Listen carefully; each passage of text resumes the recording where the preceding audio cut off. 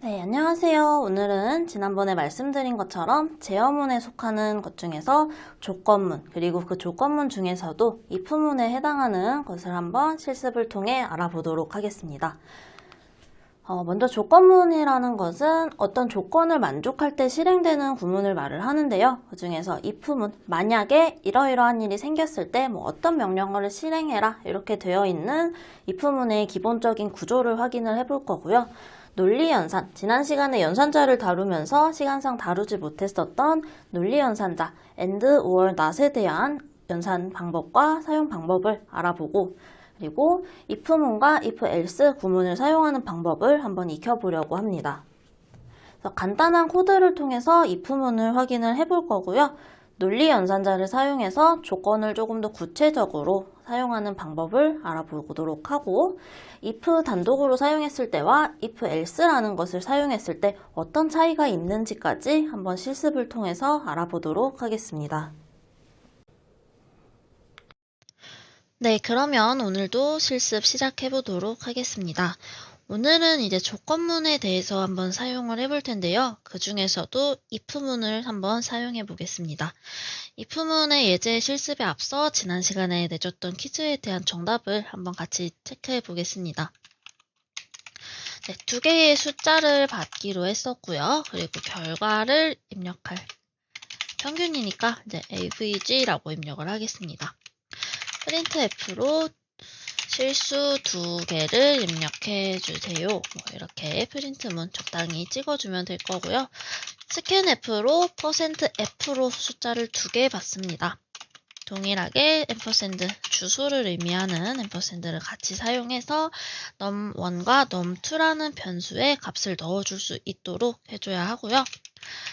저희가 사용하려는 알고 싶어 하는 avg, 평균 에버리지는 num1과 num2를 더한 것을 두 개로 나누는 계산을 수행하면 됩니다.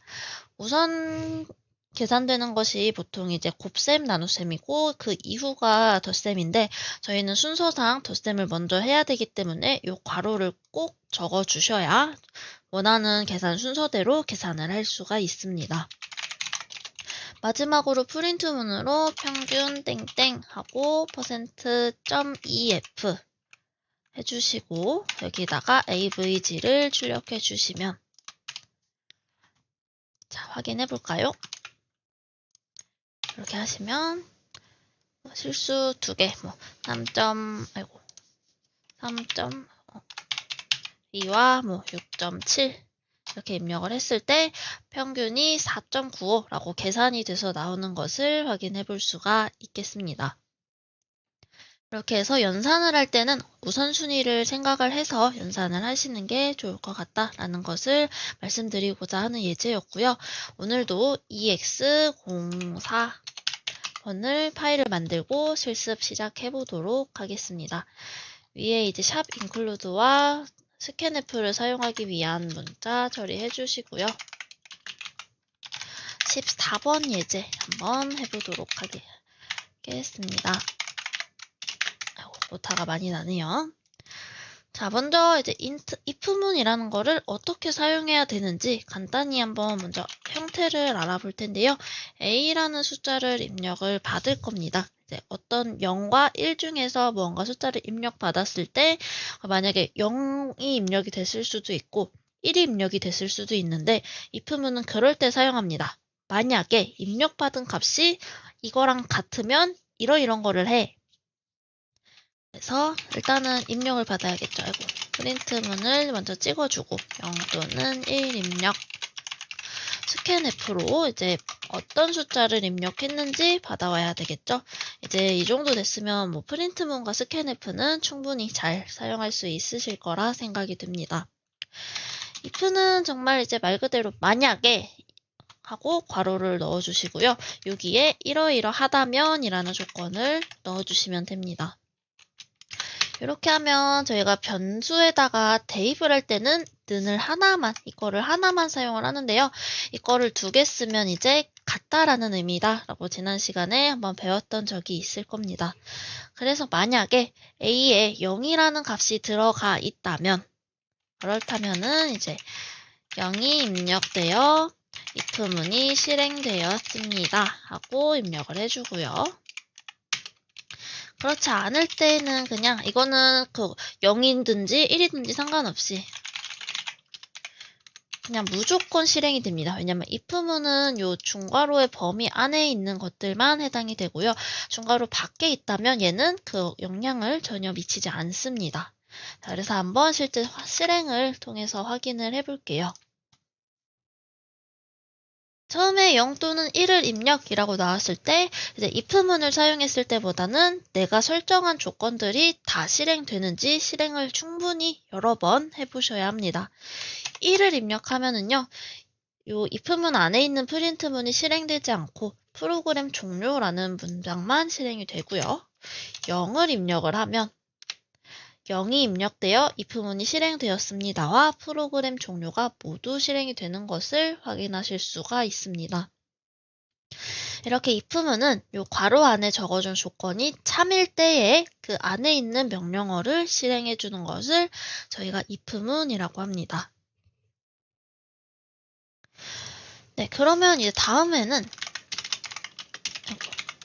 if문을 여러 개를 한번 사용을 해볼 텐데요. if문, 그러니까 조건이 딱 한 개만 있을 수도 있고 조건이 여러 가지가 있을 수도 있겠죠. 자, 그래서 이번에는 숫자를 2개를 입력을 받고 그 숫자 2개의 값을 따라서 어떤 조건문이 실행되는지를 한번 확인을 해보도록 하겠습니다. 처음에는 두 정수를 입력해 주세요 라고 입력을 할 거고요. scanf로 %d 2개 해주고 num1, num2 그리고 이제 조건을 어떻게 세울 거냐? 첫 번째 조건은요. num1이 10보다 크면서 그러니까 논리연산자라는 걸 한번 같이 좀 해보려고 합니다.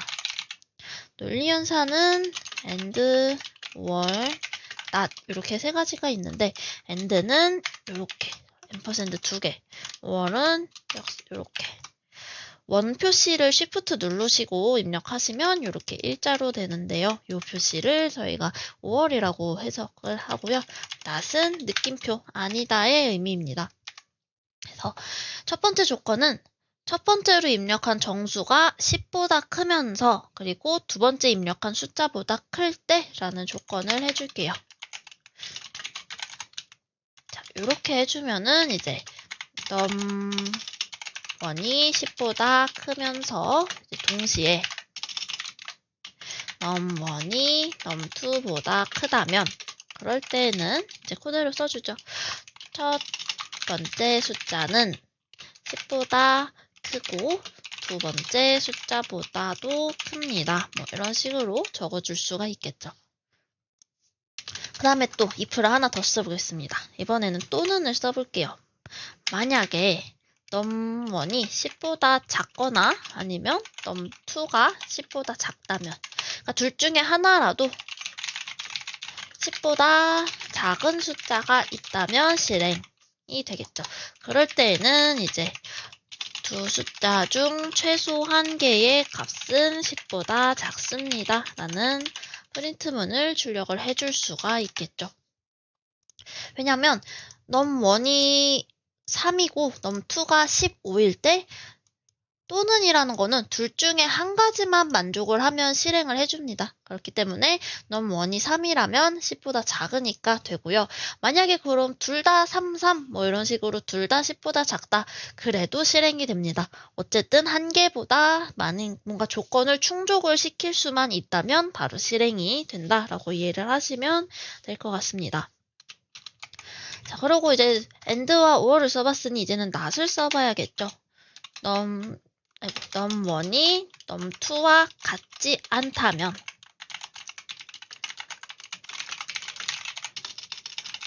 그럴 때 실행합니다. 그럴 때는 뭐 프린트문 뻔합니다. 두 숫자가 서로 다릅니다. 라고 출력을 해주면 될 거고요. 그러면 이 부정의 반대, num1이 num2와 같다면 또 존재할 수가 있겠죠. 이럴 때는 두 숫자가 동일합니다. 라고 작성을 해줄 수가 있겠습니다.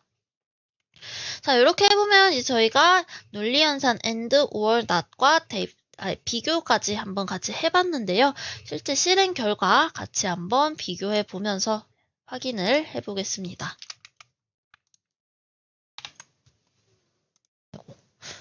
초기화되지 않은 변수를 사용했다네요. 보시면 제가 지금 스캔F에 주소를 빼먹어서 num1과 num2라는 변수의 값이 제대로 들어갈 수 없는 상태여서 생기는 오류였습니다. 이렇게 저처럼 빼놓지 않고 진행하시기를 바랍니다. 두 정수를 입력해 주세요 해서 예를 들어 첫 번째로는 20, 15라고 해줄게요. 그러면 20과 15를 했다면 첫 번째 if문에서 num1이 10보다 큽니다. 그쵸? 그런데 num1이 num2보다 15보다 큰가요? 그쵸? 그렇기 때문에 첫 번째 숫자가 10보다 크고 두 번째 숫자가 보다도 크다라는 게 나왔고요. 둘 중에 하나가 지금 10보다 작은 숫자가 한 개도 없기 때문에 요 두 숫자 중 최소 한 개의 값은 10보다 작습니다. 라는 문장은 출력되지 않았습니다. 그리고 두 숫자가 서로 다르기 때문에 숫자가 서로 다르다라는 문구가 출력이 됐었습니다. 자, if문이 있을 때는 실행을 여러 번 해봐야 한다고 말씀을 드렸죠. 이번에는 10하고 아니죠. 3하고 30 이렇게 입력을 해볼까요? 두 숫자 중에 최소 한 개의 값은 10보다 작습니다. 라는 게 첫 번째로 실행이 됐었고요. 그 다음에 두 숫자가 서로 다릅니다. 라는 게 실행이 됐습니다. 자, 여기까지는 이제 이해가 되셨을 것 같고, 그럼 저희는 모든 결과를 다 확인해 봐야 되기 때문에 지금 현재 안 나온 거는 두 숫자가 동일합니다. 라는 문구가 출력이 되지 않았습니다. 그래서 같은 숫자를 한번 넣어줘 볼게요. 이렇게 같은 숫자를 넣었더니 이제 10보다 작은 같은 숫자를 넣었기 때문에 10보다 작다라는 말과 동일합니다라는 말이 동시에 출력된 것을 확인하실 수가 있어야 합니다. 자, 그러면 이렇게 해서 15번 예제까지 풀어봤고요. 이제 16번 한번 풀어보겠습니다. if문을 저희가 여러 개를 사용할 때의 단점에 대해서 한번 조금 살펴보려고 합니다. 이제 int num 하고요. printf에서 숫자를 한 개만 입력을 조금 받아볼게요. 그러면 첫 번째 그 숫자가 num이 10보다 클 때 printf에서 입력한 숫자는 10보다 큽니다. 해주고요. 요거를 복사 두 번 해서 20으로 여기 두 부분 바꿔주고 30으로 바꿔주고 실행을 한번 해보겠습니다. 네, 그래서 이렇게 제가 말씀은 안 드리고 바로 이제 코드를 작성했는데요. 여기 if문에 보시면 위에랑은 다르게 이 중괄호가 빠져 있는 것을 볼 수가 있습니다. 이렇게 명령어가 한 줄만 있을 때에는 들여쓰기만 잘 하시면 실행이 됩니다. 헷갈리신다면 당연히 이렇게 중괄호를 적어주시는 게 좋고요. 사실 중괄호를 보통 한 줄인 경우에도 적어주시는 게 구역의 그 확실한 확인을 위해서는 도움이 많이 됩니다. 그렇지만 이렇게 간단한 코드를 작성한다 했을 때는 중괄호가 한 줄일 때만 해당하는 명령어 실행이 한 줄일 때만 중괄호 생략이 가능하다. 이렇게 알고 계시면서 한번 활용을 해보시면 좋을 것 같습니다. 네, 그러면 다음 예제 한번 또 이어서 진행해 보겠습니다. 벌써 17번 예제인데요. 네, 이번에는 이제 이렇게 if문 여러 개 쓰는 거 조금 비효율적인 것 같다. 조금 더 효율적으로 사용하고 싶다 하시는 분들이 좋아할 만한 내용입니다. 먼저 이제 입력할 정수를 하나 선언을 해줄 텐데요. 자, 여기서는 그냥 저희 이제 좀 귀찮은 부분들도 있으실 테고 계속 스캔F 하는 것도 조금 번거로우실 것 같아서 그냥 넘버에다가 값을 넣어줍시다. 예를 들어 10이라고 변수 값을 바로 넣어주고요. 만약에 num이 10보다 작으면 프린트를 찍어줄게요. 아이고, 넘버군요. 프린트에서 입력된 숫자는 10보다 작습니다. 라고 입력을 해주고요. 여기다가 이제 뭐를 알아볼 거냐면 else라는 구문을 추가할 거예요. else에다가는 조건은 옆에 따로 안 써주셔도 됩니다. printf에서 입력된 숫자가 10보다 큰 10을 초과합니다. 라고 말해주는 게 정확하겠네요. 자, 이렇게 하시고 바로 실행을 한번 해서 확인을 해볼게요. 이렇게 하신다면은 자, 입력된 저희가 지금 숫자를 10을 입력했기 때문에 입력된 숫자가 10을 초과한다 라는 결과가 출력이 되고 있습니다. 자, 이렇게 if와 else는요, 같이 사용하는데요.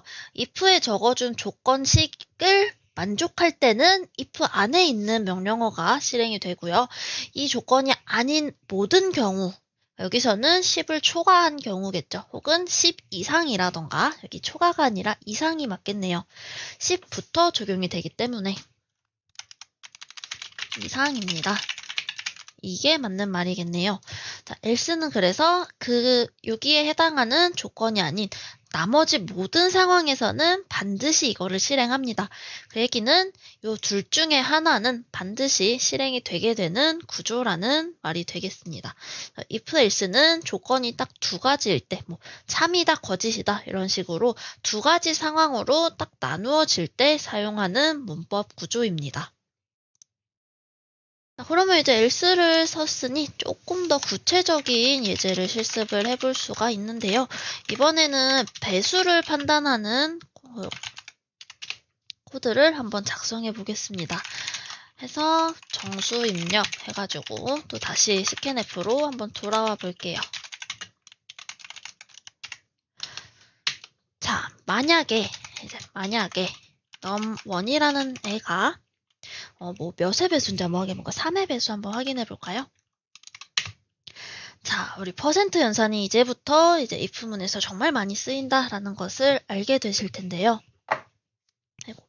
num1을 %3 했다라는 거는 num1이라는 애를 3으로 나눴을 때의 나머지 값을 계산해라 라는 연산이었습니다. 그 나머지 값이 어떤 숫자를 3으로 나눴을 때 나머지 값은 3개가 나올 수 있습니다. 경우의 수를 나눌 때도 굉장히 많이 사용을 하는데요. 0, 1, 2 이렇게 세 가지의 자료의 그 연산 결과에 대한 나머지 값이 나옵니다. 예를 들어 1을 3으로 나누면 나눌 수 없기 때문에 나머지가 그냥 0, 1로 떨어질 거고요. 2로 나누게 해도 동일할 겁니다. 네, 여기에서는 이제 배수를 판단하기 위해서 한번 사용을 해보겠습니다. 3으로 나눴을 때 떨어지는 숫자는 3의 배수가 되겠죠. 나머지가 0이라는 말이 될 거고요. 그 외에 나머지는 1이나 2가 나올 수도 있습니다.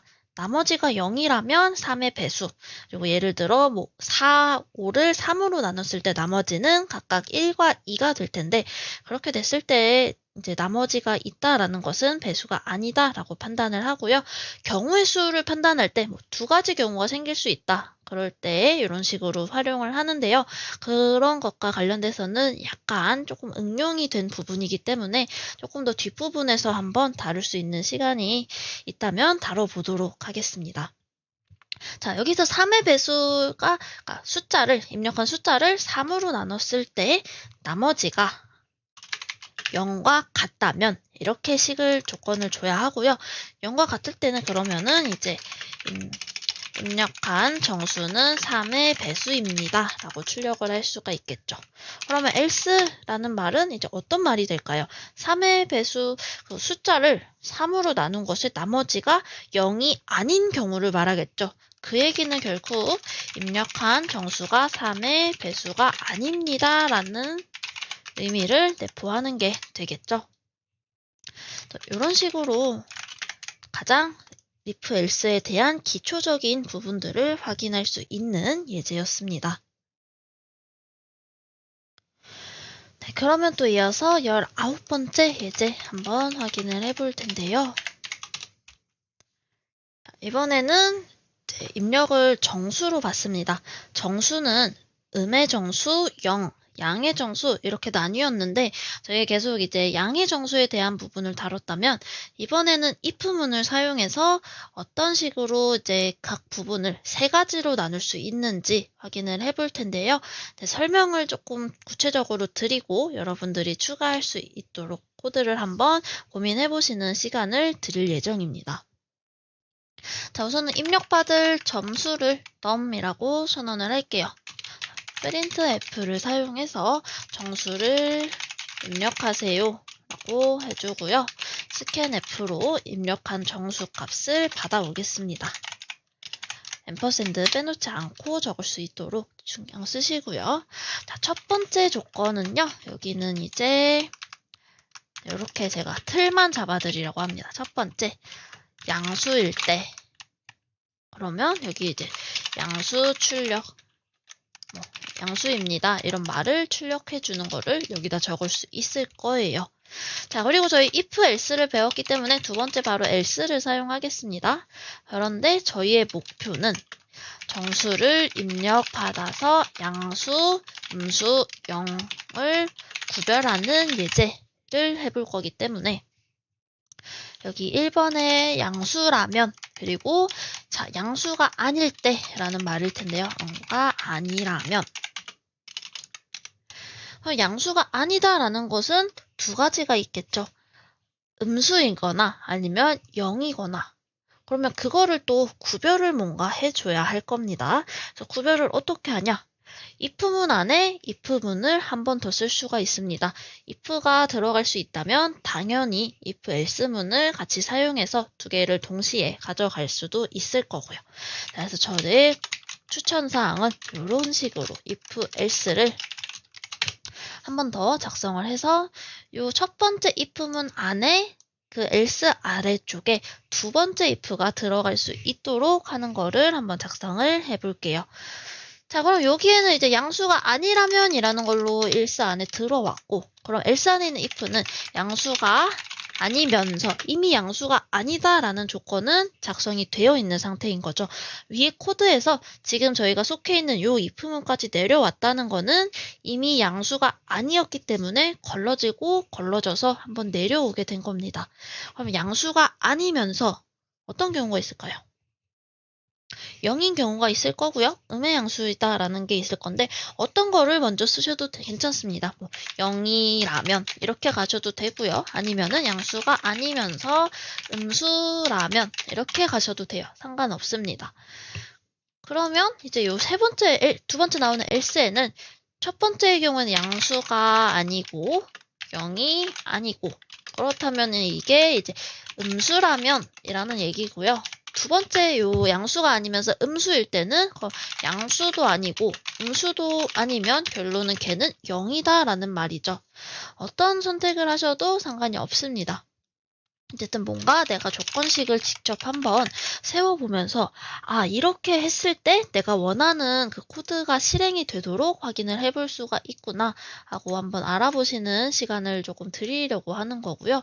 이렇게 구조가 눈에 익게 되면 여기에다 이제 얼마든지 살을 붙이고 조건을 더 심하게 조금 더 심화된 조건을 붙일 수가 있고 이런 부분들을 작성해 나가실 수가 있으니 요 간단한 조건부터 먼저 연습을 하시는 게 좋습니다.